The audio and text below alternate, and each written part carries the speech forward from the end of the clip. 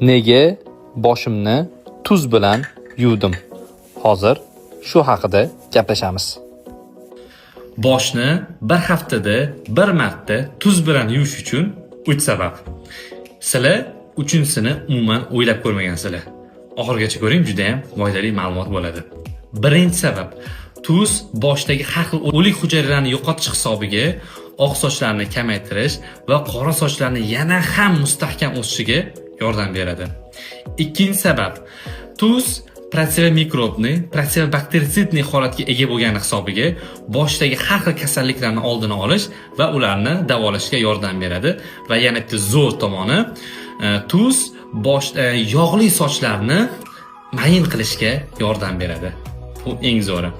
Uchinchi sabab bo'lsa, hamma qiynaladigan qazg'oq kasalligi. Tuz boshingizdagi qazg'oqlarni butunlay yo'qotishga yordam beradi. Bundan foydalanib ko'ring albatta. Boshida har doim qazg'oqi bilan qiynaladigan tanishingizga jo'natib qo'ying. Unga foydali bo'lsin, menga obuna bo'lishi va like bosishni jo'natib qo'yishni unutmanglar.